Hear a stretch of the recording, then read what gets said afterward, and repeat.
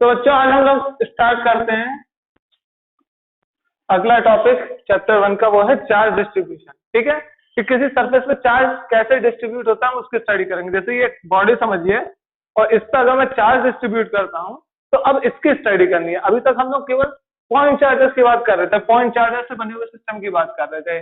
कहीं चार चार्ज है, पांच चार्ज है, ठीक है, पॉइंट चार्ज है, उनकी स्टडी करते हैं। अब बॉडी पे कैसे स्प्रेड करते हैं इसकी बात करते हैं, क्योंकि रियल लाइफ में तो यही होता है कि बॉडी पे स्प्रेड होती है और बॉडी को कोई एक बॉडी दूसरी बॉडी से क्या होती है, चार्ज करते हैं। उसके लिए फिर प्रोसेस है, इंडक्शन प्रोसेस है और टचिंग के थ्रू है। ठीक है, बॉडी को चार्ज करना है, न्यूट्रल बॉडी को। ठीक है, तो अब हम बात करते हैं चार्ज डिस्ट्रीब्यूशन की। दो तरीके के होते हैं, यूनिफॉर्मली और नॉन यूनिफॉर्मली। ठीक है, तो अभी जो हम लोग बात करेंगे पहले यूनिफॉर्म की बात करेंगे, उसके बाद क्या करेंगे, नॉन यूनिफॉर्म पे आते हैं। ठीक, तो एक सपोज करिए कि 3 डायमेंशन है हमारे पास, लेंथ, सरफेस एरिया या लेंथ, एरिया और वॉल्यूम। लेंथ पे जो अगर चार्ज डिस्ट्रीब्यूट होता है, ठीक, लेंथ पे अगर चार्ज डिस्ट्रीब्यूट होता है यूनिफॉर्मली तो हम उसको क्या बोलते हैं, लीनियर चार्ज डेंसिटी। अगर किसी सरफेस पे अगर चार्ज डिस्ट्रीब्यूट होता है तो उसको बोलते हैं सरफेस चार्ज डेंसिटी। और अगर पूरे वॉल्यूम में अगर चार्ज डिस्ट्रीब्यूट होता है तो उसको क्या बोलते हैं, वॉल्यूम चार्ज डेंसिटी। ठीक है, और इनके कुछ रिप्रेजेंटेशन है। लैम्डा, लीनियर चार्ज डेंसिटी को हम किससे रिप्रेजेंट करते हैं, लैम्डा से। सरफेस चार्ज डेंसिटी को सिग्मा से और वॉल्यूम चार्ज डेंसिटी को रो से डिनोट करते हैं। ठीक है, अब बात आती है कि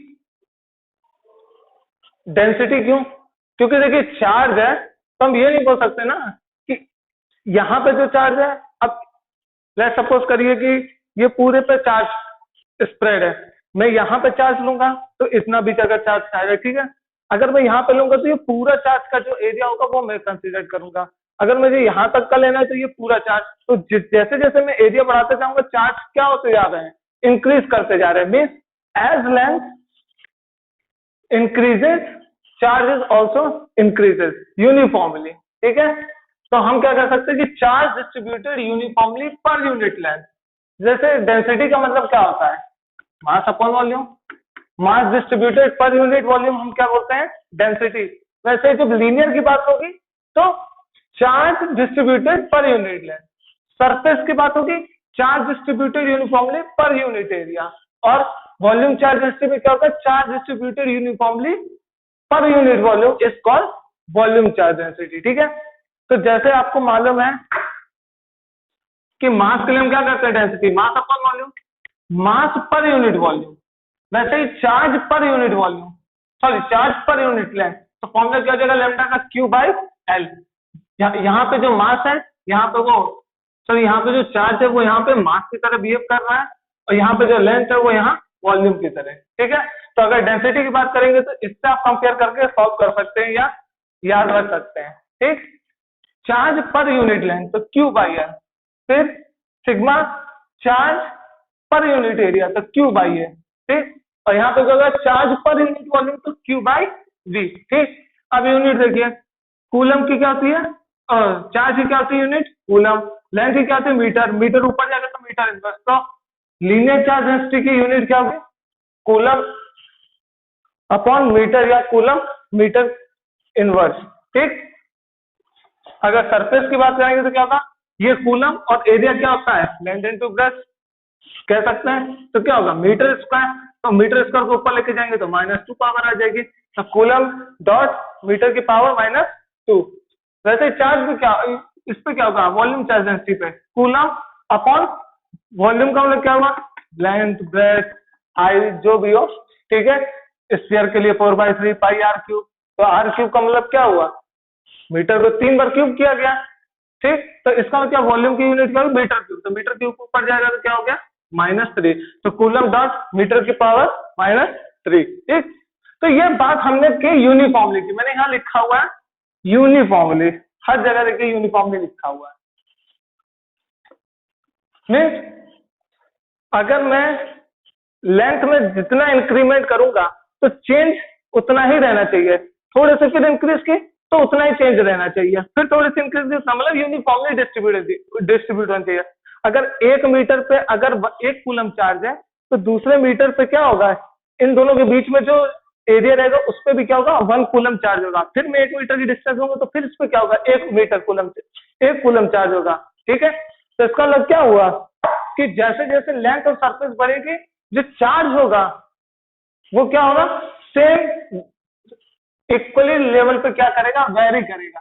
ठीक है, अगर 1 मीटर पे 1 कूलम चार्ज है किसी बॉडी पे तो दूसरे मीटर पे भी क्या होगा इन दोनों के बीच के डिफरेंस में भी क्या होगा 1 कूलम, और टोटल चार्ज क्या होगा 1 मीटर पे 1 कूलम, फिर दूसरे मीटर पे भी 1 कूलम, तो इसका टोटल चार्ज क्या हो जाएगा 2 कूलम। आप ऐसे समझिए,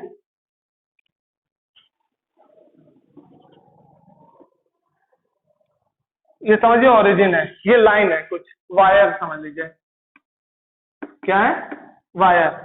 तो अगर मैं कहूं कि 1 मीटर पे कितना चार्ज है यहाँ पर क्यू, अगर मैं फिर 1 मीटर लेता हूं, अगर मैं फिर 1 मीटर लेता हूं तो इस पे भी कितना चार्ज होना चाहिए क्यू, अगर मैं फिर अलग से फिर 1 मीटर लेता हूं तो फिर कितना चार्ज होना चाहिए क्यू। ठीक, बट अगर मैं पूरा कंसीडर करूं 3 पे ये पूरा तो कितना आ जाएगा क्यू प्लस क्यू कितना आ जाएगा 3 क्यू। ठीक है, मगर जो इंटरवल है इक्वल इंटरवल पे जो चार्ज होगा वो क्या होना चाहिए इक्वल इंटरवल है, 1 का इंटरवल 1 का इंटरवल 1 का इंटरवल। ठीक है, तो इक्वल इंटरवल पे इक्वल चार्ज डिस्ट्रीब्यूशन होता है।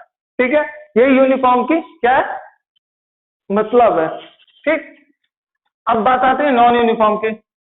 अगर नॉन यूनिफॉर्म को अगर हम देखेंगे तो कुछ ऐसा देख सकते हैं कि ये वायर है, इसको ओरिजिन मान लीजिए, पहले 1 मीटर पे चार्ज कुछ क्यू था, फिर 1 मीटर मैंने लिया तो अब यहाँ पे मे भी 3 क्यू हो जाए, फिर मैंने यहाँ पे 1 मीटर लिया मे भी 2 क्यू हो जाए।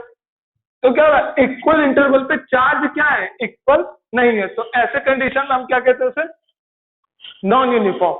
ठीक है, तो मैंने ये बोला है कि अभी मैंने यूनिफॉर्म नॉन यूनिफॉर्म से केवल आपको बताया कि यूनिफॉर्म नॉन यूनिफॉर्म क्या होता है, मगर ये जो डेफिनेशन है ये डेफिनेशन जिसमें direct lambda equal to q by l या sigma equal to q by A या rho equal to q by V है, ये किसके लिए है यूनिफॉर्म, किसके लिए है यूनिफॉर्म के लिए। ठीक है, अगर नॉन यूनिफॉर्म होता है तो हम क्या करते हैं नॉन यूनिफॉर्म के लिए, लेट सपोज करिए वायर, तो ये वायर है। ठीक है, तो नॉन यूनिफॉर्म के लिए क्या करें, हमें मालूम है कि चार्ज डिस्ट्रीब्यूशन हर जगह वेरी कर रहा है, कुछ हमें इक्वेशन दी जाएगी। ठीक, उसके बाद क्या करना है हम क्या लेंगे छोटा सा पार्ट लेंगे जिसे हम बोलेंगे डी एल, क्योंकि लाइन है केवल अभी लीनियर है वायर है। ठीक है, अब इस डीएल में क्या होगा डी क्यू चार्ज होगा, एक छोटी सी हमने लेंथ ली इनफाइनेटेसिमली स्मॉल लेंथ ली और उस पर जो चार्ज होगा वो होगा बहुत ही छोटा होगा। ठीक है, अब इस डी क्यू को मैं क्या करता जाऊं जोड़ता जाऊंगा तो क्या आ जाएगा हमें पूरी लेंथ मिल जाएगी। तो इसका मतलब क्या हुआ कि डीएल को जोड़ते जाएंगे तो एक पूरी एल मिलेगी और डीक्यू को जोड़ते जाएंगे तो पूरा क्यू मिलेगा। इसका मतलब क्या करना है हमें डिफरेंशिएशन सॉरी समेशन अगर पूरे का निकालना तो हम क्या करेंगे इंटीग्रेशन करेंगे। ठीक है, तो ध्यान दीजिए पर इंटीग्रेशन अभी नहीं करना है, पर हमें यह मालूम है कि अगर कोई लाइन है और इस पे अगर डेंसिटी की बात की जाए तो डेंसिटी क्या होगी सेम रहेगी, डेंसिटी क्या होनी चाहिए सेम रहेगी किसके लिए यूनिफॉर्म के लिए, किसके लिए यूनिफॉर्म के लिए, मगर नॉन यूनिफॉर्म के लिए छोटी की डेंसिटी क्या होगी सबकी हर जगह क्या हो जाएगी चेंज होती जाएगी। क्यों, क्योंकि लेंथ तो डीएल है मगर डीक्यू क्या कर रहा है चेंज करता जा रहा है, डीक्यू का मतलब होता है चेंज करना छोटी सी लेंथ पे। ठीक, तो इसके लिए हम क्या करेंगे जब नॉन यूनिफॉर्म की बात आएगी तो हम इसको डेरिवेटिव फॉर्म में लिखेंगे मीन dq अपॉन dl, बस इतना सा चेंज होगा और कुछ भी चेंज नहीं होगा। ठीक है, क्योंकि डेरिवेटिव और इंटीग्रेशन केवल नॉन यूनिफॉर्म बॉडी का किया जाता है, यूनिफॉर्म में तो हम नॉर्मली डायरेक्ट फॉर्म में यही लगा सकते हैं क्यू बाई एल का, मगर जब नॉन यूनिफॉर्म की बात आती है इसका मतलब कि हर चीज कोई चीज यूनिफॉर्म नहीं स्प्रेड है, तो हम क्या करेंगे छोटा सा पार्ट कंसीडर करेंगे और फिर पूरी बॉडी पे उसका इंटीग्रेशन करेंगे। अगर छोटे से पार्ट का हमें डेंसिटी चाहिए तो क्या करेंगे डिफरेंशिएशन करेंगे। तो यहाँ पे मैंने एक नोट लिखा हुआ है if charge is distributed non uniformly, याद रखिए क्या लिखा है non uniformly over the volume surface and linear and line sorry. ठीक, इसका मतलब नॉन यूनिफॉर्मली अगर चार्ज डिस्ट्रीब्यूटेड है किसी सरफेस पे या किसी वॉल्यूम पे या किसी लाइन पे, तो क्या होगा चार्ज डेंसिटी। तो ये फॉर्मूला वैलिड वहां नहीं होगा। ये फॉर्मूला कब वैलिड है, जब हमें टोटल चार्ज मालूम हो और उसकी लेंथ मालूम हो। मगर जब चार्ज यूनिफॉर्मली डिस्ट्रीब्यूटेड हो उसके लिए और हमें पूरी आइडिया हो तब। मगर अगर चार्ज यूनिफॉर्मली डिस्ट्रीब्यूटेड नहीं है, चेंज कर रहा है, तो उसके लिए हम क्या करेंगे फिर, बताया आपको क्या कर देना है, dq बाई डी एल। यहाँ पे क्या कर देना है, dq बाई डी ए, और यहाँ पे क्या कर देना है, dq by dv। Small variation जो होगा हम वो कंसिडर करेंगे नॉन यूनिफॉर्मली में, पूरा नहीं कंसिडर करेंगे। मगर यूनिफॉर्म का क्या है, पूरा कंसिडर कर सकता है। मगर नॉन यूनिफॉर्म में छोटे लेंथ पे जितना चार्ज होगा वो dq मानेंगे और उन दोनों का क्या कर देंगे, डिवीजन कर देंगे। ठीक है, तो जो हमारा चार्ज डेंसिटी होगी नॉन यूनिफॉर्म के लिए वो क्या होगी, rho is equal to dq by dv। Rho is equal to क्या हो जाएगा, dq बाई dv। ठीक, नॉन यूनिफॉर्म ये याद रखिएगा, नॉन यूनिफॉर्म की बात हो रही है। सिग्मा क्या हो जाएगा, dq by da, dq by da। और लीनियर चार्ज डेंसिटी क्या हो जाएगा, dq बाई dl। क्या हो जाएगा, lambda is equal to dq by dl। ठीक है, तो ये चीज केवल बस आप याद रखिएगा कि यूनिफॉर्म के लिए हम डायरेक्ट पूरा चार्ज बॉडी का और पूरी लेंथ ले सकते हैं, और नॉन यूनिफॉर्म के लिए छोटा लेंथ पे छोटे चार्ज कंसिडर करके और फिर वही जनरल फॉर्मूला डिवाइड कर देना है। ठीक है, चलिए अब इसके बेसिस पे हम कुछ न्यूमेरिकल लगाते हैं और उसके बाद फिर हम इलेक्ट्रिक फील्ड गॉस लॉ की स्टडी करेंगे। ठीक है, गॉस लॉ और उसके कुछ एप्लीकेशन है उसकी स्टडी करेंगे, उसके साथ फिर आपके पास टॉर्क आएगी कि इलेक्ट्रिक फील्ड में, किसी यूनिफॉर्म इलेक्ट्रिक फील्ड में डायपोल कैसे बिहेव करता है, और उसके बाद आपका ये चैप्टर कंप्लीट हो जाएगा। ठीक है, तो एटलीस्ट 4 से 5 लेक्चर और है, उसके बाद आपका कंप्लीट हो जाएगा। ठीक है, तो देखिए अब एक न्यूमेरिकल करते हैं। ठीक है, कि एक सेमी सर्कल है, ठीक है, सेमी सर्कुलर वायर है, तो वायर है तो इसका मतलब वो लीनियर की तरह होगा। ठीक है, और यह हमें गिवन है linear charge density lambda is equal to lambda naught cos theta. Means cos theta क्या है कि ये थीटा पे वैरी कर रहा है, मींस जैसे जैसे थीटा चेंज होता रहेगा लैम्डा की वैल्यू चेंज होती रहेगी। अच्छा, यूनिफॉर्म का जो एक्चुअल मतलब होता है वो याद रखिएगा, यूनिफॉर्म का मतलब होता है इंडिपेंडेंट ऑफ पोजिशन। क्या होता है, इंडिपेंडेंट कोऑर्डिनेट्स। ठीक, क्या चाहिए, इंडिपेंडेंस ऑफ कोऑर्डिनेट।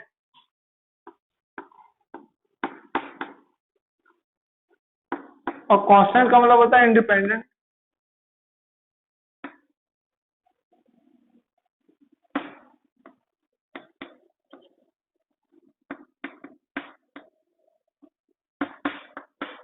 ठीक, क्या था, पोजीशन से इंडिपेंडेंट होना चाहिए यूनिफॉर्म में। और कांस्टेंट का मतलब होता है इंडिपेंडेंट फ्रॉम टाइम, इंडिपेंडेंट का नहीं, टाइम से इंडिपेंडेंट होना चाहिए। ठीक है, तो यूनिफॉर्म और कांस्टेंट का समझिए, कोऑर्डिनेट पे डिपेंड नहीं करना चाहिए। पर देखिए ये क्या कर रहा है, थीटा पे डिपेंड कर रहा है। ठीक है, यहाँ एक्स वाई जेड तो नहीं है, मगर क्या कर रहा है, थीटा पे डिपेंड कर रहा है। ठीक है, तो इसका मतलब क्या हुआ, ये नॉन यूनिफॉर्म है। क्या है, नॉन यूनिफॉर्म है। ऐसे ये है, देखिए यहाँ पर lambda is equal to lambda naught cos theta है, और यहाँ पे lambda is equal to lambda naught cos square theta है। ठीक है, इसका इंटीग्रेशन थोड़ा टफ है, इसका इंटीग्रेशन आसान है, तो ये मैं आपको होमवर्क दे रहा हूँ। ठीक है, उसको मैं सॉल्व करता हूँ और ये आपके लिए होमवर्क रहेगा। ठीक है, मुझे चाहिए असाइनमेंट, जब मैं ये वीडियो डालूंगा तो होमवर्क में लिख दूंगा कि आपको जो मैंने क्वेश्चन वीडियो में दिया वो आपको मुझे देना है। ठीक है, ये वाला मैं सॉल्व कर रहा हूँ क्योंकि इसमें इंटीग्रेशन में थोड़ी आपको दिक्कत आएगी, इसी के बेसिस पर आप ये कंसीडर सॉल्व करने की कोशिश करिएगा। ठीक है, नहीं होगा तो फिर मैं सॉल्व कराऊंगा। अब देखिए रेडियस क्या है इस सेमी सर्कुलर की, बीटा। क्या है, बीटा। अब देखिए कि ये वायर है, ठीक, और इस पर चार्ज यूनिफॉर्मली डिस्ट्रीब्यूटेड है। ठीक, हम क्या करेंगे कि हमें मालूम है कि नॉन यूनिफॉर्मली, सॉरी क्या है, नॉन यूनिफॉर्मली डिस्ट्रीब्यूटेड है। इसका मतलब क्या हुआ कि हमें dq और dl वाला कुछ कंडीशन लगानी पड़ेगी। ठीक है, ये तो हमें मालूम पड़ गया कि नॉन यूनिफॉर्म है। नॉन यूनिफॉर्म कैसे मालूम पड़ेगा, चार्ज डेंसिटी से। चार्ज डेंसिटी कांस्टेंट नहीं है, चार्ज डेंसिटी वेरी कर रही है cos थीटा के बेसिस पे। ठीक है, इसका मतलब पोजीशन कोऑर्डिनेट है उसमें। ठीक, और अगर पोजीशन कोऑर्डिनेट है तो वो यूनिफॉर्म नहीं हो सकता, क्या होगा, नॉन यूनिफॉर्म होगा, क्योंकि डिपेंड कर रहा है। तो हम क्या करेंगे, हम छोटा सा एरिया लेंगे, ठीक है। ये हमने क्या किया, छोटी सी लेंथ ली इस वायर की, ठीक है, और इस वायर की लेंथ को हमने मान लिया डीएल। क्या मान लिया, डीएल। अब इस छोटी सी वायर में, इस छोटी सी वायर की लेंथ में डीएल है, और इस छोटी सी वायर में चार्ज क्या होगा, वो हमने सपोज कर लिया क्या है, डी क्यू। क्या सपोज कर लिया, डी क्यू। अरे जैसे ये लाइन में किया था हमने, छोटी सी चार्ज को लेंथ को क्या ले लिया, डीएल, और इसमें जो चार्ज होगा उसको मैंने क्या माना था, डी क्यू माना था जब नॉन यूनिफॉर्म था। वही चीज तो की है यहाँ पर, ठीक है, बस शेप चेंज हो गया, करना वही है, ठीक है। अब देखिए, क्योंकि सर्कुलर है, सेमी सर्कुलर है, तो इसका मतलब ये डिस्टेंस और ये डिस्टेंस कुछ होगा। लेट सपोज करिए कि ये एंगल क्या है, थीटा, क्योंकि हमें ये पूरा सम करना है ना। इसका मतलब छोटा एरिया ये छोटा एरिया जोड़ते जोड़ते ये पूरी लाइन बनेगी। इसका मतलब क्या हो रहा है, रेडियस से एंगल क्या करते जा रहे हैं, चेंज करते जा रहे हैं। अब देखिए यहाँ पे रहेगा तो जीरो, थोड़ा सा एंगल रहेगा, फिर यहाँ पे आया चेंज करके एंगल, यहाँ आया चेंज करके एंगल, फिर चेंज कर गया, चेंज करके चेंज कर गया, चेंज करके एंगल, ठीक है। इसका मतलब थीटा चेंज कर रहा है, ठीक। अगर लेट सपोज करिए कि मैं ये एंगल थीटा मान लेता हूँ, तो ये जो छोटा सा एरिया है इसमें कितने का चेंज होगा, तो ये एंगल जो होगा इसको मैं क्या मान लूंगा, डी थीटा। कोई दिक्कत, क्योंकि थीटा पे वैरी कर रहा है, तो ये एंगल मैंने थीटा मान लिया, और ये जो छोटे से एरिया का जो एंगल चेंज हो रहा है वो क्या मान लिया मैंने, इसको डी थीटा मान लिया, ठीक है। अब देखिए हमें एक फॉर्मूला मालूम है कि अगर एक सर्कल है, ये थीटा, तो थीटा इक्वल टू क्या होता है, arc upon radius, arc upon radius, तो ये हमें एंगल मिल जाएगा, ठीक है। वही चीज हमें करनी है यहाँ पर।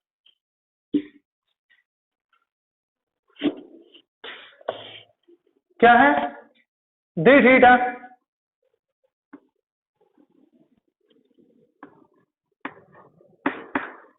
ठीक। जिस प्रोसेस से मैं कर रहा हूं सारे क्वेश्चन ऐसे ही प्रोसेस से होंगे, ठीक है। ये भी ऐसे ही होगा। अभी मैं सरफेस का और वॉल्यूम का एक एक एग्जांपल कराऊंगा, ठीक है, तो उससे आपको आइडिया हो जाएगा। सब तरफ ऐसे ही करना है, सेम चीज करनी है, ठीक है। तो देखिए डी थीटा क्या होगा, ये क्या है, यहां से यहां तक की डिस्टेंस तो आ रही होगी, रेडियस तो सेम है, ठीक। पर इस पे क्या होगा, आर्क क्या है, आर्क है हमारी डीएल, जो ये लेंथ है, अपॉन क्या होगा,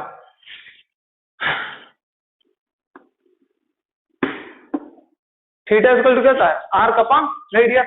आर्क क्या है, ये बस इतना पार्ट है आर्क, ये वाला, किसको हमने डीएल माना हुआ ऑलरेडी, तो आर्क अपॉन रेडियस, ठीक है।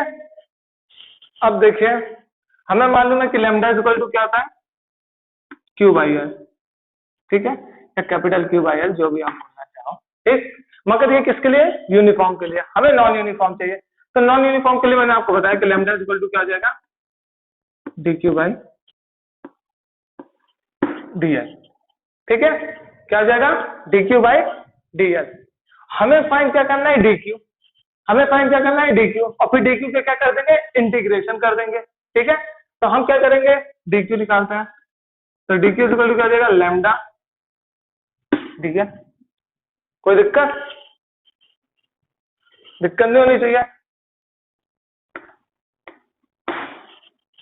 ठीक। लैम्डा की वैल्यू क्या है, lambda naught cos square theta, लिख देते हैं, lambda naught cos square theta. और डीएल की वैल्यू हम यहां से फाइंड आउट कर सकते हैं इक्वेशन 1 से। डीएल क्या हो जाएगा, beta d theta is equal to dl. बस ये क्रॉस मल्टीप्लाई हो गया है, ठीक है। तो डीएल की जगह हम क्या लिख देंगे, बीटा डी थीटा। अच्छा मैंने डीएल ही क्यों नहीं लिखा, क्योंकि देखिए जो लैम्डा वो थीटा पे डिपेंड कर रहा है, तो इसलिए हम एल को किससे किससे चेंज कर देंगे, डी थीटा से, क्योंकि जो जिससे वेरी कर रहा है वही फंक्शन में आना चाहिए, तभी हम इंटीग्रेशन कर सकते हैं, अदरवाइज नहीं कर सकते। मीन्स अगर ये एफ एक्स है तो ये डीएक्स होना चाहिए, फंक्शन जिस पे डिपेंड कर रहा है उसी का ही हमें क्या करना चाहिए, इंटीग्रेशन में चेंज होना चाहिए, उसी का जिस पे फंक्शन डिपेंड कर रहा है उसी पे ही इंटीग्रेशन, डीएक्स जो होता है जो चेंज होती है छोटी जो चेंज होती है, इनफाइनाइटेसिमली स्मॉल चेंज होता है वो, और जो फंक्शन पे डिपेंड कर रहा है वेरिएबल वो दोनों क्या होने चाहिए, सेम होने चाहिए। Means F x D x है, तो अगर मैं यहाँ इंटीग्रेशन एक्स के रिस्पेक्ट में कर रहा हूँ तो फंक्शन एक्स के रिस्पेक्ट में होना चाहिए, ठीक है। और अगर ये पूरा फंक्शन वाई के रिस्पेक्ट में हुआ तो क्या हो जाएगा, ये कांस्टेंट की तरह बिहेव किया जाएगा, इसको कंसीडर किया जाएगा, ठीक है। तो ये पूरा फिर क्या हो जाएगा, एफ वाई पूरा बाहर आ जाएगा, इंटीग्रेशन डी एक्स हो जाएगा जो कि एक्स होता है, तो एफ वाई एक्स आ जाएगा, ठीक। तो जो फंक्शन होता है जो इसमें एक्स होगा तो ये भी क्या होना चाहिए, एक्स होना चाहिए, ठीक है। वैसे ही हमें मालूम है कि जो डीएल है वो डी थीटा पे डिपेंड कर रहा है इस फॉर्मूले के बेसिस पे, तो हम डीएल को किस फॉर्म लिख देते हैं, डी थीटा के फॉर्म लिख देते हैं, ठीक है। अब हमें इंटीग्रेशन करना है, ठीक। अगर हमें मालूम है कि अगर मैं इंटीग्रेशन करूंगा तो हमें तो क्यू मिल जाएगा पूरा, कि इस पूरे लेंथ पे क्या चार्ज होता है, ठीक है। तो मैं q is equal to d q लिख दूं और फिर यहां क्या कर दूं, डी क्यू की वैल्यू रख दूं lambda not be cos square theta D theta, ठीक। अब देखिए जो थीटा है वो वेरी कर रहा है ना, और थीटा कहां से वेरी कर रहा है, जीरो से वेरी कर रहा है, कहां तक जाएगा वेरी करते करते करते करते इस पॉइंट तक आते क्या हुआ, थीटा जीरो से स्टार्ट हुआ और पाई बना, तो इसका मतलब जो लोअर लिमिट है वो क्या हो गई, जीरो, और अपर लिमिट क्या हो गई, पाई, ठीक है। क्योंकि बस हमें यहीं तक का इंटीग्रेशन करना है, बस इतने तक का, ये पूरा नहीं करना है, ठीक है। अगर पूरा सर्कल जाए तो यहाँ से क्या होता है, जीरो से लेके 2 पाई, ठीक है। कोई दिक्कत नहीं होनी चाहिए, हाँ अच्छा, इसे सॉल्व करना है।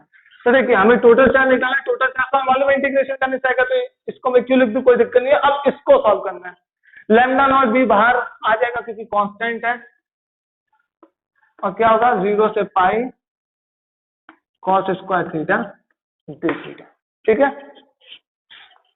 ये आप कर लीजिएगा, ठीक है, ये आपके लिए होमवर्क है। यहाँ पे बस क्या आ जाएगा, यहाँ कॉस थीटा, यहाँ कॉस थीटा आ जाएगा, कॉस स्क्वायर थीटा आ जाएगा, और सिंपली लैम्डा नॉट डी बाहर आ जाएगा, और कॉस थीटा का डिफरेंशिएशन क्या होता है, और सॉरी इंटीग्रेशन होता है साइन थीटा, और जीरो से पाई की वैल्यू पुट कर दीजिए, आंसर आ जाएगा, ठीक है। ये इंटीग्रेशन सॉल्व करना है इसलिए मैंने इसको लिया है, ठीक है। तो मैं इस इंटीग्रेशन को पहले सॉल्व कर देता हूँ, ठीक है, अलग से इस इंटीग्रेशन को सॉल्व कर देता हूँ। देखिए कॉस 2 थीटा का फॉर्मूला क्या आता है, 2 कॉस स्क्वायर थीटा -1, ट्रिग्नोमेट्री में आप पढ़ चुके हैं, ठीक है। और बायो वालों के लिए रट लीजिएगा, ठीक, क्योंकि डेरिवेशन से आपको कोई मतलब नहीं है। तो देखिए कॉस स्क्वायर थीटा को मैं यहाँ पे रखूंगा, देखिए हम कॉस थीटा का फॉर्मूला जानते हैं, किसका जानते हैं, कॉस थीटा का, कॉस स्क्वायर थीटा का इंटीग्रेशन हम नहीं जानते, तो कॉस स्क्वायर थीटा को हमें कॉस थीटा में करना पड़ेगा कन्वर्ट, इसलिए मैं ये फॉर्मूला यूज कर रहा हूँ, ठीक है। तो क्या जाएगा, कॉस स्क्वायर थीटा क्या हो जाएगा, 1 इधर आएगा, कॉस 2 थीटा -+1 अपॉन और 2 नीचे आ जाएगा, ठीक। तो कॉस स्क्वायर थीटा की जगह में क्या पुट कर देना है, ये पुट कर देना है। तो देखिए क्यू क्या हो जाएगा, लैम्डा नॉट बी जीरो से पाई कॉस 2 थीटा +1/2 का डी थीटा, ठीक है। अब हम इसको सॉल्व करते हैं, तो क्या आ जाएगा, देखिए इसको अलग अलग लिख सकते हैं, तो 1 ये 2 को भी बाहर ले लेता हूँ, तो केवल cos 2 थीटा +1 का इंटीग्रेशन करना अलग अलग। तो cos 2 थीटा का क्या होता है, sin 2 थीटा, और साथ में क्या है, थीटा के साथ कोफिशिएंट है तो वो नीचे क्या हो जाता है, डिवाइड, प्लस 1 का थीटा के साथ करेंगे तो क्या आ जाएगा, थीटा, और क्या आ जाएगा, 0 से पाई, ठीक है। अब क्या करना है, वैल्यू पुट करनी है, पाई रखेंगे थीटा की जगह तो क्या हो जाएगा, 2 पाई, साइन 2 पाई की वैल्यू क्या होती है, 0, क्या होती है, 0, रख दीजिए, 0 हो जाएगी, और ये थीटा की वैल्यू पाई रखेंगे तो क्या जाएगी, पाई माइनस, अब अपर वैल्यू लोअर वैल्यू रखेंगे तो साइन 0 की वैल्यू 0 और थीटा की वैल्यू भी 0। तो देखिए चलिए मैं यही सॉल्व कर देता हूँ इसको।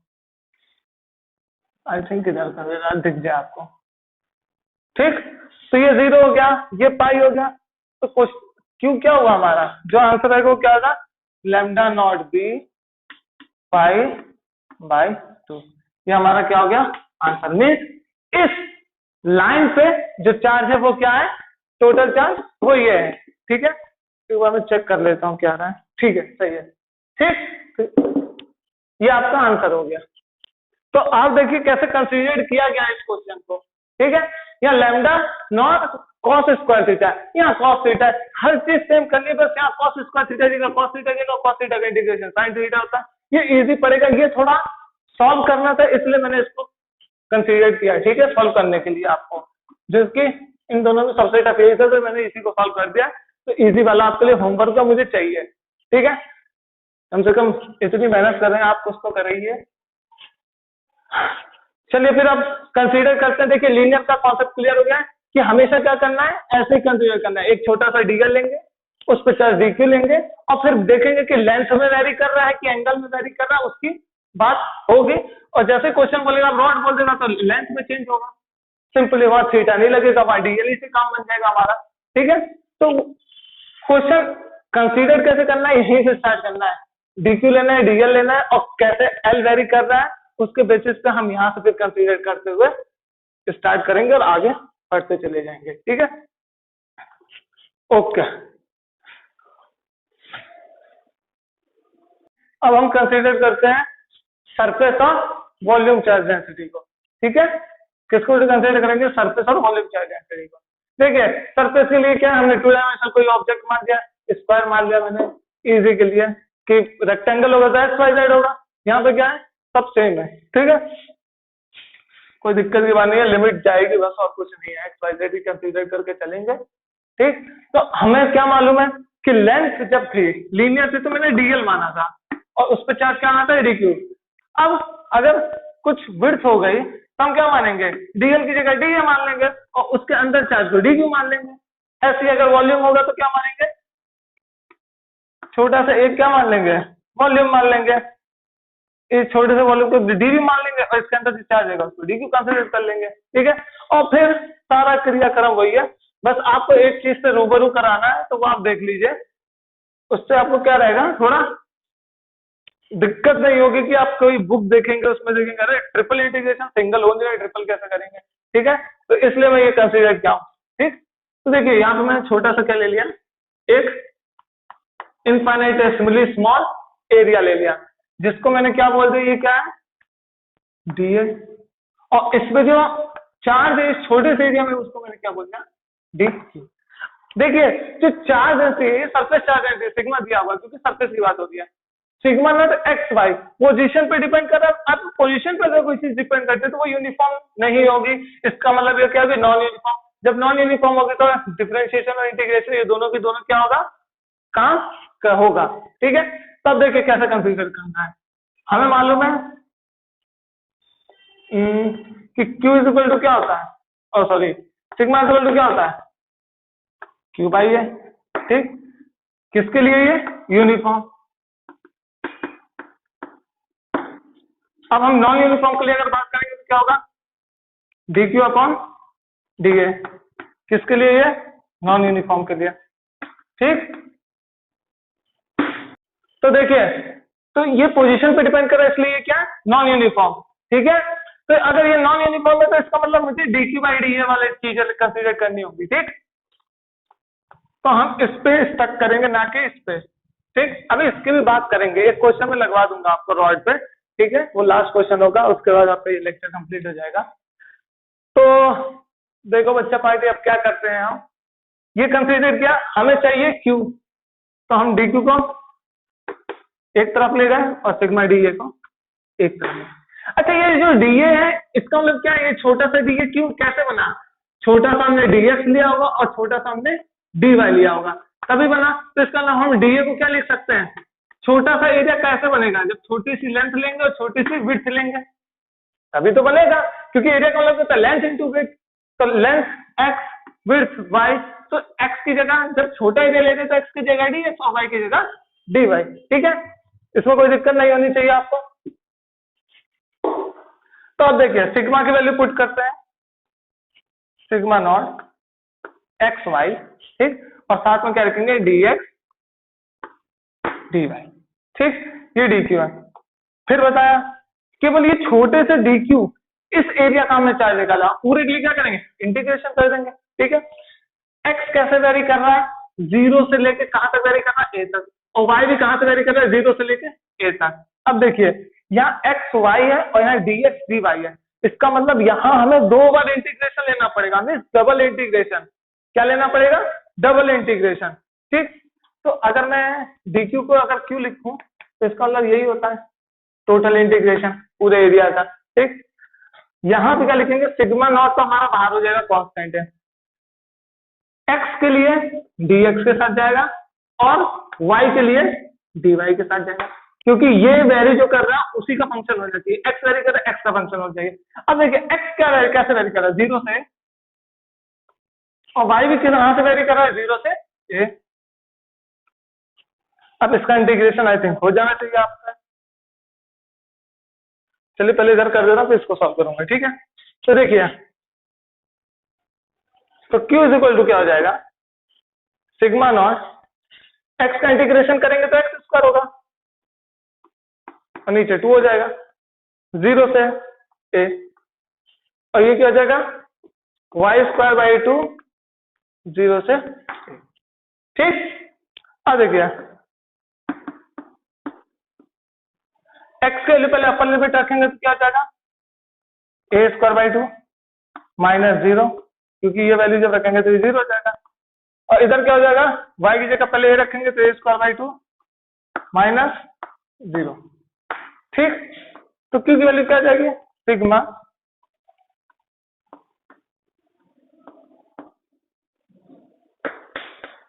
प्रोडक्ट में तो मल्टीप्लाई हो जाएगा, ठीक है। हाँ तो देखिए ये हमारा रहा है टोटल चार्ज, ठीक। मैं एक बार चेक कर लूं, ठीक है, यही आंसर, ठीक।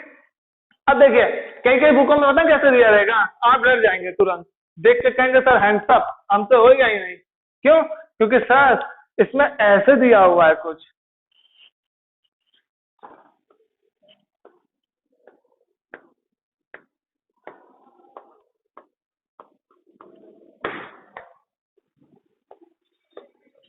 ऐसे कुछ दिया रहेगा कई कई बुकों में, नहीं डरना है। एक x के लिए एक y के लिए, खत्म बात, ठीक है। एक x के लिए वेरी करेगा, एक y के लिए वेरी करेगा, तो x वाले को x के साथ रखिए, y वाले को y के साथ, तो इसका का मतलब यही बन जाना है क्या, सिग्मा नॉट तो बाहर आ जाएगा इंटीग्रेशन से। एक इंटीग्रेशन लीजिए और x dx को साथ लिखिए,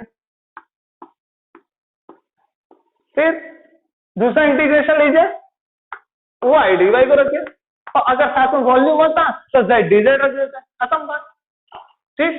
और जब आप कुछ स्टैंडर्ड बुक में जाएंगे तो वहां ऐसे दे देगा, मतलब sigma naught x y d x d y, यहाँ पे इंटीग्रेशन नीचे एस लगा दे, इसका मतलब ये सरफेस इंटीग्रेशन है। तो याद रखिएगा जब सरफेस इंटीग्रेशन होता है, ये सरफेस पे हम इंटीग्रेशन करते हैं तो वो डबल इंटीग्रेशन करेंगे, ठीक है। जब वॉल्यूम पे करते हैं तो क्या करेंगे, ट्रिपल इंटीग्रेशन करेंगे, ठीक है। एक एक्स के लिए, एक वाई के लिए, एक जेड के लिए, ठीक। अभी तो आपका जो पूरा सिलेबस है, चाहे आईआईटी तक का ले लीजिए, एडवांस तक का, वो जो स्टक करते हैं वो केवल कार्टेशियन कोऑर्डिनेट तक स्टक करते हैं, मगर कार्टेशियन कोऑर्डिनेट के अलावा भी सिलेंड्रिकल और स्फेरिकल कोऑर्डिनेट भी होते हैं, जो कि एस फाई जेड और स्फेरिकल में आर थीटा फाई, इन पे भी डिपेंड करते हैं। मगर अभी हमें इससे बात नहीं करनी है, इसके बारे में हमें बात ही नहीं करनी है अभी, ठीक है। अभी तो हमें कार्टेशियन के बारे में बात करनी है। तो देखिए ऐसा दिख जाए कहीं किसी बुक में, समझ जाइएगा, अगर ऐसा दिख जाए नीचे एस लिखा हुआ है तो भी समझ जाइएगा, नहीं तो इस ट्रिपल इंटीग्रेशन को ऐसे भी वी लिख देते हैं, मीन्स वॉल्यूम, मीन्स क्या है कि वॉल्यूम पे इंटीग्रेशन है, वॉल्यूम पे इंटीग्रेशन, इसका मतलब एक्स पे भी होगा, वाई पे भी होगा, जेड एक्सिस पे भी होगा, ठीक है। तो डरना नहीं है, मैंने सारी चीजें यहाँ पे क्लियर कर दी हैं। अगर कोई डाउट हो तो एक बार और वीडियो रिवाइंड करके देख लीजिएगा, अगर उसके बाद भी डाउट हो तो फिर डाउट सेशन में मैं क्लियर कर दूंगा और क्लियरली, ठीक है। तो आई होप ये वाला आपको समझ में आ गया होगा आंसर, ठीक है। बस इसी चीज से आपको रूबरू कराना था कि डबल इंटीग्रेशन क्या होता है, ट्रिपल इंटीग्रेशन क्या होता है, सरफेस पे कैसे यूज करना। और अब बात करते हैं वॉल्यूम की। तो ये क्लियर हो ही गया है, अब वॉल्यूम की बात करते हैं, ठीक है। देखिए वॉल्यूम में फिर से वही दिख रहा है, हमारी जो वॉल्यूम चार्ज डेंसिटी वो एक्स वाई जेड है, इसका मतलब वो नॉन यूनिफॉर्म है। नॉन यूनिफॉर्म है तो इसका मतलब क्या हुआ, रो इक्वल टू हम क्या लेंगे, d q upon d v. हमें फाइंड करना है वी, सॉरी क्यू, तो डी क्यू क्या हो जाएगा, रो डी वी, ठीक है। अब देखिए छोटा सा अगर वॉल्यूम लेंगे तो उसकी छोटी सी लेंथ होगी एक्स एक्सिस पे, उसकी छोटी सी वाई लेंथ एक्सिस होगी, और उसकी छोटी सी जेड लेंथ एक्सिस होगी, क्योंकि length into breadth into height को ही वॉल्यूम बोलते हैं, ठीक है।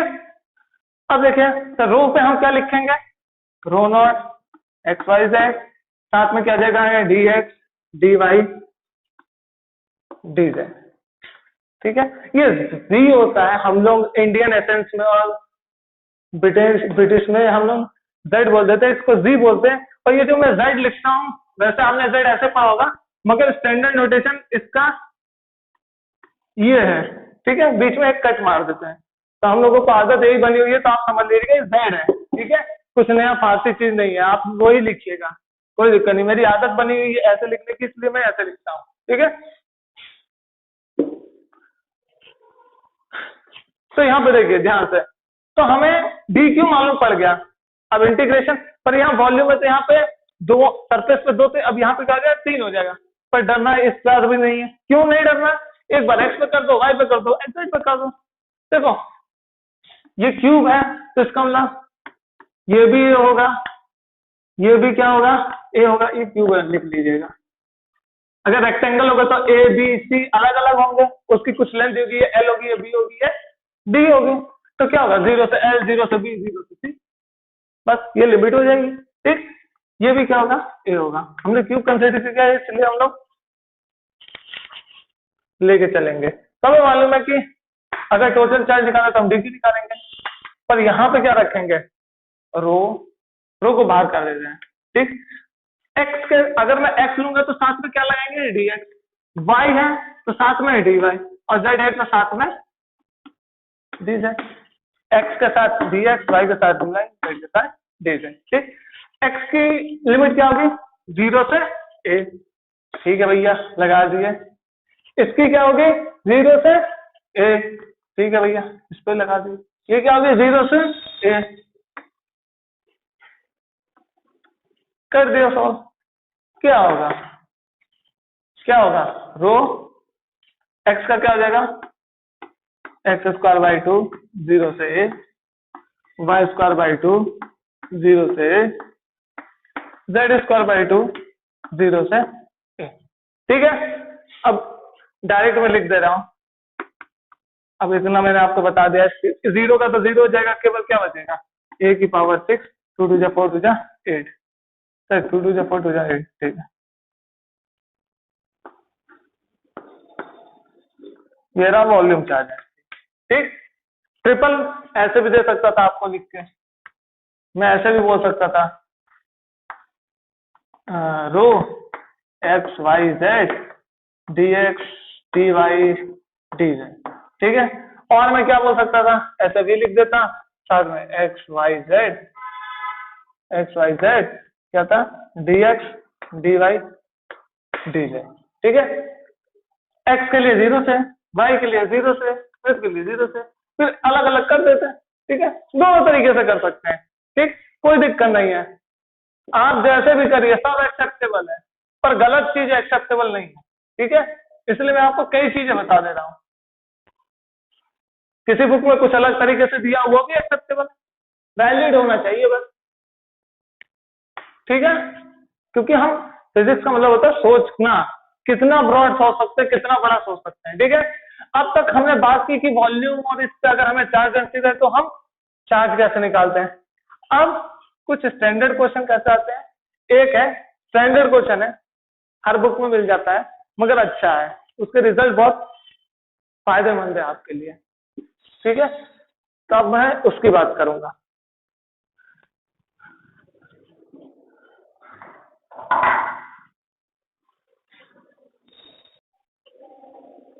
तो देखिए, ये है आपका लास्ट क्वेश्चन इस लेक्चर का, कि एक रॉड है एल लेंथ की और किसी पी पॉइंट पे हमें इलेक्ट्रिक फील्ड निकाले इस चार्ज रॉड के कारण। ठीक है, और इसकी लीनियर चार्ज डेंसिटी हमें दी हुई है लैम्डा। क्या दी हुई है? लैम्डा। इसकी लेंथ एल है और जो डिस्टेंस है पी, रॉड के एक एंड से पी की क्या है? ए डिस्टेंस है। ठीक है, और हमें यहाँ पर निकालनी है इलेक्ट्रिक फील्ड। क्या निकालनी है? Electric field. देखिए, हर के लिए चार्ज क्या होता जाएगा? वेरी करता जाएगा टोटल चार्ज। ठीक है, क्या करता जाएगा? वेरी करता जाएगा टोटल चार्ज। तो पहले हम क्या करेंगे, इस रॉड के एक छोटे से एलिमेंट का हम क्या करेंगे, इस पे इलेक्ट्रिक फील्ड देखेंगे और उसके बाद क्या करेंगे, इंटीग्रेशन कर देंगे लेंथ के रिस्पेक्ट में। ठीक है, तो हमें क्या मिल जाएगी? इलेक्ट्रिक फील्ड इस पे ड्यू टू डिस्चार्ज। ठीक, तो देखिए कंसीडर क्या करना है, हमेशा हम लोग क्या कंसीडर करके चलेंगे, तो यार छोटा सा हम लेंगे, इनफाइनेटेसिमली स्मॉल क्या लेंगे आप? लेंथ। इसको मैंने दे दिया लेंथ dx। अब इस लेंथ में जो चार्ज होगा वो क्या होगा?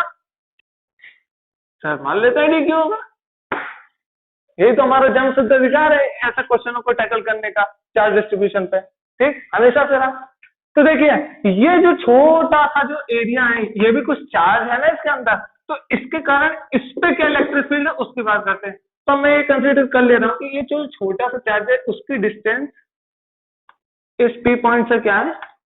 एक्स। क्या मान लेता हूँ? एक्स मान लेता हूं। तो इलेक्ट्रिक फील्ड क्या होगी, ये देखिए। तो देखिए, छोटे इन्फिनिटेसिमली स्मॉल चार्ज के कारण इलेक्ट्रिक फील्ड भी बहुत छोटी होगी। ठीक, तो मैं ये लिख सकता हूं, जो डीई होगा वो क्या होगा? के। फॉर्मूला में मालूम है के। ठीक, छोटा सा चार्ज क्या है? डी क्यू अपॉन डिस्टेंस क्या है? X square. क्या है? X square. ठीक, अब हमें पूरे डिस्टेंस के लिए चाहिए, क्या चाहिए? पूरे डिस्टेंस के लिए चाहिए, इस पूरे रोड के लिए इस पर इलेक्ट्रिक फील्ड क्या होगी, अब इसकी बात करते हैं। ठीक है, अब देखिए, हमें मालूम है कि sir Q is equal to, तो यही होता है, sorry lambda is equal to यही होता है, Q बाई R। पूरा चार्ज क्यों मान लिया और डिवाइडेड बाय लेंथ। ठीक, dq का q का मतलब क्या हो जाएगा? Lambda upon. अगर मैं छोटे चार्ज की बात करूंगा तो लेंथ भी क्या हो जाएगा? छोटा हो जाएगा, जो कि यहाँ पे मैंने क्या कंसीडर किया हुआ है? dx। अगर मैं छोटा चार्ज लूंगा तो लैम्डा तो कांस्टेंट है, लैम्डा तो चेंज नहीं करेगा। लैम्डा का मतलब क्या? Q by L. उसी को हम ऐसे ही कर सकते हैं, D Q by D L. ठीक, तो डी क्यू को हम क्या लिख सकते हैं? Lambda D L. वही चीज यहाँ लिख रहा हूं कि चार्ज को अगर मैं छोटा लूंगा, ये तो मैथमेटिक्स हो गया कि डीएल को मल्टीप्लाई कर दिया। एक्चुअल में देखिए क्या हुआ, जब चार्ज पूरा था तो पूरे रॉड पे फैला हुआ था। अगर मैं छोटा चार्ज ले रहा हूँ डी क्यू, तो डी क्यू चार्ज किस पे फैला हुआ है? केवल डी एक्स पे फैला हुआ, तो लेंथ की जगह क्या जगह? D x. आप डायरेक्ट भी कर सकते हैं, मैथमेटिकल इंटरप्रिटेशन बता दी, फिजिकल इंटरप्रिटेशन बता दी। ठीक है, चलिए ये तो बात चलिए हो गई। अब देखिए, हमें मालूम है कि लैम्डा क्या है? लैम्डा क्या है? यूनिफॉर्म। क्यों? क्योंकि लैम्डा इज इक्वल टू कुछ नहीं किया, पोजीशन पे डिपेंड कर रहा है कि नहीं? कुछ नहीं, जब पोजीशन पे डिपेंड ही नहीं कर रहा, इसका मतलब लैम्डा क्या है? कांस्टेंट। और लैम्डा कांस्टेंट होता है तो इसका मतलब क्या होता है? लैम्डा को हम कैसे यूज कर सकते हैं? Q by L. तो इसका मतलब हम क्या लिखेंगे? लैम्डा की वैल्यू यहाँ पे मैं पुट कर दूं तो कोई दिक्कत की बात नहीं होगी। ठीक है, इसको कैपिटल क्यू मान लो तो ज्यादा बढ़िया रहेगा। ठीक है, कैपिटल क्यू मान लेना।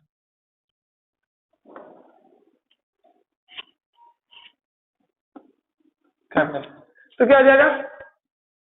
लैम्डा के लिए क्या आ जाएगी? Q upon L D x. ठीक, ये हमारा डी क्यू आ गया। लैम्डा कांस्टेंट है तो हमने कन्वर्ट कर लिया है, ठीक है। अब देखिए इस dq को हम क्या रख दें, यहाँ पुट कर दें पुट, क्या आ जाएगा k q l x square dx, ठीक है। अब हमें इंटीग्रेशन करना है तो हमें तो ये मालूम है, इसका इंटीग्रेशन करेंगे तो पूरा आ जाएगा।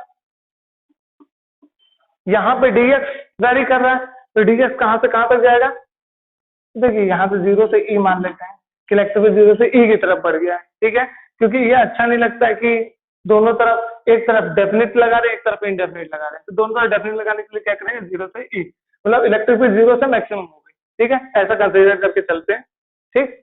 नहीं तो डायरेक्ट हम फिजिकली बता सकते हैं कि डी का पूरे का इंटीग्रेशन करेंगे तो क्या होगा, होल मिल जाएगा ये, ठीक। तो 0 से शुरू हुई और e तक कर दी, ठीक है।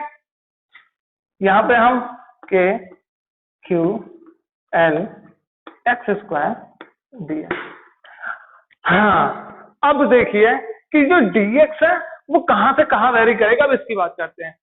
dx लेंथ तो यही है पूरी l, तो आप तो ये क्या होगा सर 0 से लेकर l तक करेगा, पर dx देखिए dx ये रहा dx और x क्या वेरी कर रहा है, p पॉइंट तक वेरी कराना है, मीन्स पहले आदमी जब यहाँ पे खड़ा होगा यहाँ पे तो उसके लिए डिस्टेंस क्या होगी a, p पॉइंट तक के लिए, तो dx की डिस्टेंस, ये जो dx वेरी कर रहा है, अब ये जो x है वो क्या हो गया a, तो लोअर लिमिट क्या हो गई a। अब ये आदमी पूरा में घूमता घूमता घूमता घूमता यहाँ आया, अब ये आदमी यहाँ खड़ा है, ठीक है, हाथ पैर मुंह सब बना लेना, अब यहाँ पे खड़ा है, अब इसके लिए ये डिस्टेंस क्या हो गई l प्लस a, तो अब पहले रॉड पे यहाँ खड़ा था अब यहाँ पे खड़ा है, तो इस रॉड के लिए p पे इलेक्ट्रिक फील्ड क्या होगी, डिस्टेंस क्या होगी p तक की a, और यहाँ से क्या होगी l प्लस a, तो इनिशियल क्या थी a और फाइनल क्या होगी l प्लस a, तो क्या हो जाएगी l प्लस a, ये हो जाएगी हमारी लिमिट a से l प्लस a, ठीक है। अब इंटीग्रेशन सॉल्व कर देते हैं। देखिए k q और कैपिटल L हमारा क्या है common, k q capital L हमारा कॉमन है, 0 से l plus l a x square dx। अब इसका इंटीग्रेशन बताना पड़ेगा, कर लेंगे आप, बता ही देना यार।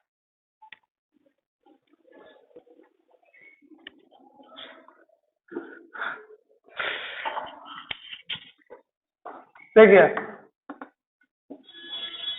1/x स्क्वायर का इंटीग्रेशन बता रहे, एक्स स्क्वायर को ऊपर लेके जाएंगे तो क्या आ जाएगा, ठीक। फिर हमें फॉर्मूला मालूम है एक्स एन डी एक्स का फॉर्मूला कहता है एन एक्स एन माइनस 1, ठीक है, sorry n plus 1 upon n plus, ठीक, ये फॉर्मूला होता है। अब ध्यान से देखिए -2 है, एन की जगह यहाँ पे -2 रख दीजिएगा, ठीक, बाकी कुछ नहीं करना है, तो हमारी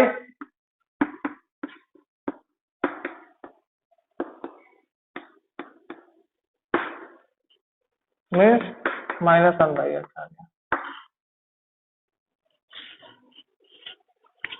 क्या आ गया एक्स स्क्वायर के लिए क्या आ गए -1/x, तो हम इसको ऐसे लिख सकते हैं k q l -1/x a से, सॉरी यहाँ 0 नहीं है, होगा a से l प्लस है, ठीक है। अब वैल्यू पुट कर देते अपर और लोअर लिमिट की, जैसे अपर और लोअर लिमिट की वैल्यू पुट करोगे आपको l अपर पुट करोगे तो क्या आ जाएगा -l प्लस है, और फिर माइनस करेंगे, माइनस माइनस क्या हो जाएगा प्लस, तो देखिए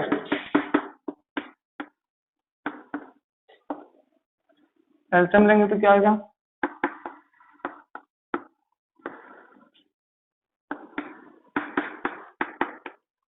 तो एल्सियम ले लीजिएगा, मैं डायरेक्ट ऐसे ही सॉल्व कर दे रहा हूँ, ठीक है।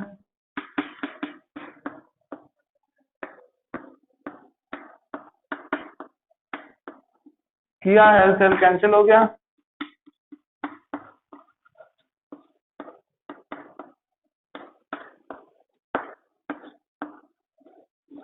हाँ सर देख लो एक बार, सही है, ठीक है। इंटीग्रेशन को सॉल्व करने के बाद एल्सियम लिया तो इन दोनों का प्रोडक्ट हो जाएगा, फिर इसको कंसीडर करेंगे तो देखिए ये कैंसिल हो जाएगा तो ए ऊपर आ जाएगा माइनस के साथ, इसको कंसीडर करेंगे तो एल प्लस आ जाएगा, ए से ए कट गया, एल आया, एल एल इधर कट गया, ये आंसर आ गया, ठीक है। तो ये सॉल्यूशन हो गया रॉड के लिए, ये स्टैंडर्ड फॉर्मूला है।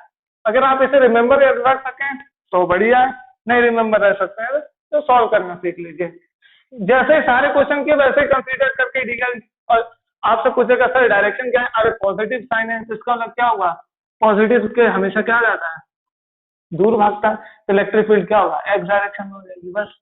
तो अगर वेक्टर में लिखना चाहोगे तो क्या हो जाएगा, के क्यू एल अपॉन ए और साथ में क्या जाएगा एक्स का, ठीक है।